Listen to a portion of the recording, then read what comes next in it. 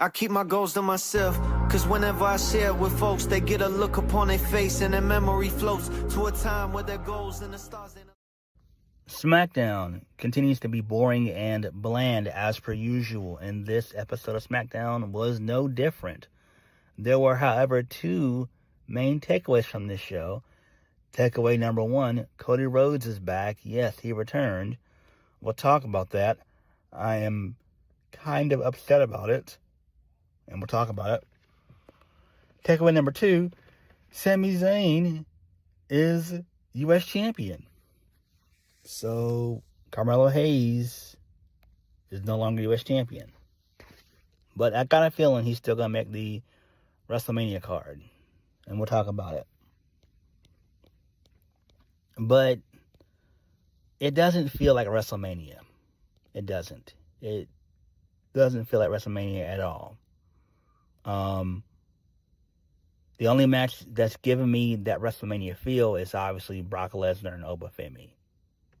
I don't know where Triple H is going when it comes to the main events. Specifically involving the world titles. Cody and Randy, I have no idea where that's going. Same thing with Punk and Roman for the World Heavyweight Championship. I have no idea where that's going. And these are your two biggest stories for Raw and SmackDown, really. So, I don't know. I really don't fucking know. Alright, let's go ahead and get into SmackDown from March the 27th, 2026. So, we kicked the show off with Randy Orton. So, Randy says 2 weeks ago he stood in this ring next to Cody Rhodes. And Cody said he needed Randy to be the best version of himself. And Cody also said that the fans wanted Randy to be the best version of himself. So Randy said that Cody asked for the Viper and that he hears voices in his head. But Randy shut those voices out years ago. He said he's more focused on his legacy. He's thinking about his pursuit of number 15. Out of nowhere, Cody Rhodes gave him his blessing. Now he's hearing those voices again. He needs everyone to know that he can't be held responsible for what happened next. So Randy says the problem isn't the voices in his head. It's everyone else that's bothering him. He said, but there's one voice that he's been listening to. So before Randy can finish, Matt Cardona shows up. So Randy begins to shout at Matt Cardona, saying that he's lucky he still has a job at this place. So, Matt Cardona hits Randy Orton with a mic. Randy's irate, and that was the end of the segment. This was okay, I guess. I mean, this was short and sweet. This wasn't no more than about maybe 5 minutes at best, including Randy Orton's entrance, which was about a minute, 2 minutes. So, this is fine, I guess. Moving on, Nick Aldis is backstage talking to Trick Williams about getting a match at WrestleMania. So Trick Williams is excited for the news. Sami Zayn shows up. He's looking for some news of his own. So Nick gives him the bad news, and he says he didn't have any plans to put Sami Zayn on the WrestleMania card. So, Trick Williams is still giddy about being on WrestleMania, and then Sami Zayn attacks Trick Williams. And then Sami Zayn just walks away. So he's gonna tell he tells Nick Aldis he's gonna have a match at WrestleMania. Just you wait. Okay, that's fine. Moving on. Randy Orton shows up again. He's backstage. He's irate. He's threatening to do some stuff to Matt Cardona. He's going to cause him more harm than breaking his wrist from last week. So Nick Aldis relents on making the match. So he basically makes the match, basically. So whatever, who cares? Moving on, this leads us into the first match of the night. Charlotte Flair and Alexa Bliss, they were defeated by the Bella Twins, Nikki and Brie Bella. Lash Legend and Nia Jax got involved, and they cut a promo before the match even took place. I don't care about this shit. Clearly, this is leading into a fatal four-way, basically, more than likely. So, who gives a shit? Moving on. I don't care about any of this nonsense. This leads us into Lyra Valkyrie and Lyra Valkyrie and Bayley, they make the save, basically. Alright, moving on from that, we get some R-Truth, Damian Priest stuff. They're talking to Jelly Roll and everything else. R-Truth is talking about R-Truth things, basically. He's confusing Jelly Roll with Dominic Mysterio. So Rhea Ripley shows up. She congratulates the new champs, and she wishes Jelly Roll good luck on his match against Kit Wilson. So, there's that. All right, that's fine. This leads us into the Bellas. They're backstage. They're arguing with Alexa Bliss and Charlotte Flair. Whatever. I don't care about any of this shit. Who cares? Moving on. Rhea Ripley shows up, gets a really good reaction. So, Rhea talks about B-Fab and Michin being so desperate to get their hands on her before calling them out to a fight. So, Jade comes out alongside her new faction, the Baddies, Michin and B-Fab. So, Jade says Rhea sounds real slick for someone who just got dropped last week. They mocked the crowd for booing before Jade says these two took the position of power, fumbling ever so slightly to talk about them stabbing Rhea in the back. So Michin talks about how they were grinding just as hard as Rhea and getting no respect. It's like, who cares? So, Jade reveals that they talked to Nick Aldis, and B-Fab's going to be the one to step up against Rhea. So they continue to bicker back and forth for a brief moment. Then Rhea calls out for a ref. So Rhea versus B-Fab. Rhea wins via DQ because Jade Cargill gets involved, and then the heels beat up Rhea Ripley. This is fine. This makes perfect sense. I like this shit. So interesting stuff here. I still don't understand why Michin is still wearing this 90s to early 2000 hip-hop street gear that she wears with the super baggy long pants and stuff. That's fine, but you need more, basically. And B-Fab is basically a model, basically. So that's her gimmick and stuff. That's how she's portrayed on television. I don't know. I'm gonna give this faction a good portion of grace and mercy. So I would definitely be giving them that for sure. But I still have a feeling come Mania, it's all over for Jade Cargill. I got a feeling.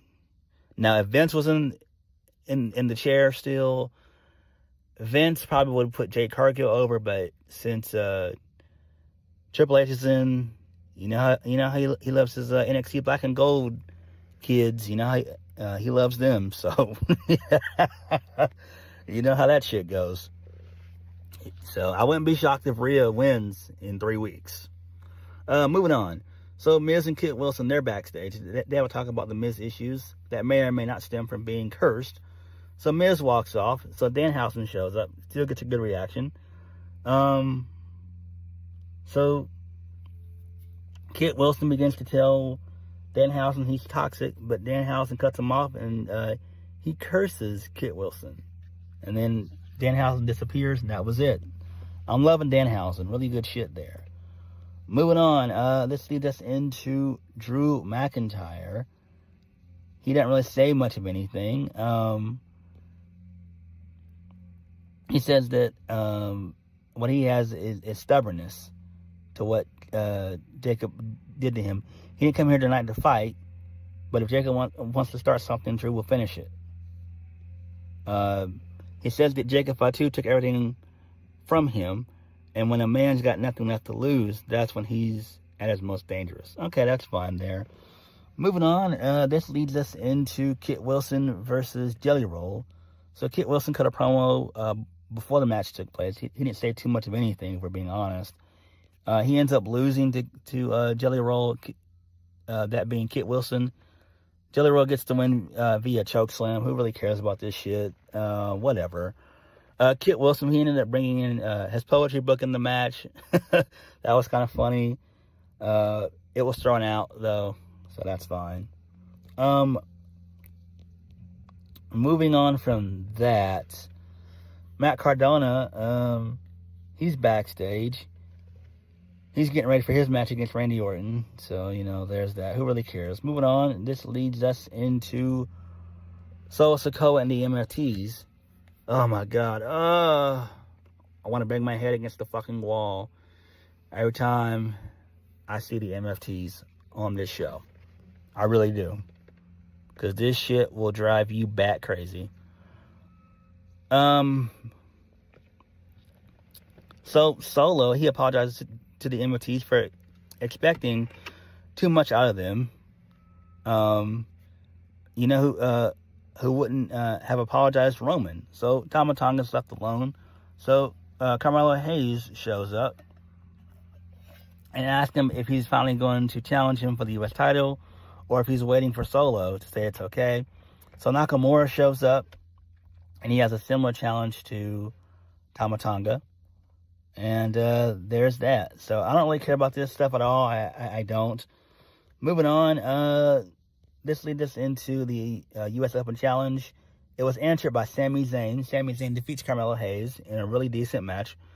These guys have had matches before, so we knew this shit was going to be good, and it was. Sami Zayn wins via the haluva kick. Trick Williams was out there. He got involved. He ended up clocking Carmelo by mistake, and then this allowed for Sami to hit the haluva kick and get the win for the 1-2-3. I got a feeling this is going to lead into a fatal four-way. Ilya Dragunov, Carmelo Hayes, Trick Williams, Sami Zayn for the U.S. title. That makes the most sense. You're not going to leave off Ilya and Carmelo for Mania. It's just not going to happen. So I could see that happening with it being a fatal four-way. I see the same thing for Penta. I think Penta will probably have like a triple threat or a fatal four-way at some point for Mania, basically. That'll be his Mania match. Hopefully I'm wrong when it comes to that, but I'm probably more so right with that shit, basically. Again, it's Mania. Sometimes you do have to have multi-man matches to get people on the card, and you got to have both your champions on the show. And I doubt they're going to do a singles match for Penta. I don't see that happening. I think it'll probably be like a fatal four-way. Penta, Javon Evans, and maybe both original El Grande Americano and current El Grande Americano, a.k.a. Ludwig Kaiser and Chad Gable. So, yeah. Moving on, Jacob Fatu, he shows up. And he puts over his injuries that Drew McIntyre gave him. So, there's that. My bad. I'm so sorry about that. My bad. Before we get into that, Sami Zayn's backstage. He's happy. He's on cloud 9. So he asked Nick Aldis if he's got a match at WrestleMania, and he does. He's going to be defending the U.S. title against Trick Williams. So there's that. All right. Moving on, this leads us into Jacob Fatu, who shows up and gets a really good reaction. Jacob Fatu put over the carnage that him and Drew did to each other last week and everything else. So he said all this has to do with one man, and that's Drew McIntyre. He's angry that Drew tried to take foot off of his kid's table when he tried to take him out, asking if he thought what he did last week was going to hold him down. Hell nah. So Jacob says as long as he's got air in his lungs, he's going to be out here to dog walk Drew McIntyre's ass. So McIntyre shows up. He claims that he's the victim in all this. He calls Jacob Fatu a criminal. He committed the crime and he did the time, and since he got out, he stole and stole. He stole Drew's title, his WrestleMania moment, and he stole everything from Drew McIntyre. All this talk about having food taken from Jacob's family, that's Drew's food. And what he says now, he says, it's from the bottom of his heart. He says, screw your damn kids. So Nick Aldis shows up, and he says that Drew is going to finally get his WrestleMania match. It's going to be an unsanctioned match because they're not going to be held responsible for what's going to happen. So I do like this. This got a good reaction from the crowd. This is perfect. Smart stuff here. I figured they were going to do something like this.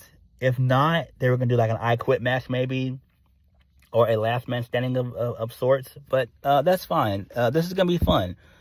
I'm interested in this shit. I'm down for it. Drew McIntyre and Jacob Fatu, unsanctioned, let's go. That should be a fun, maybe 15 to 20 minutes. That shit should be awesome. That should be fun as fuck. All right, moving on. This leads us into what else was on this shit show. Got it. Okay. This leads us into Matt Cardona.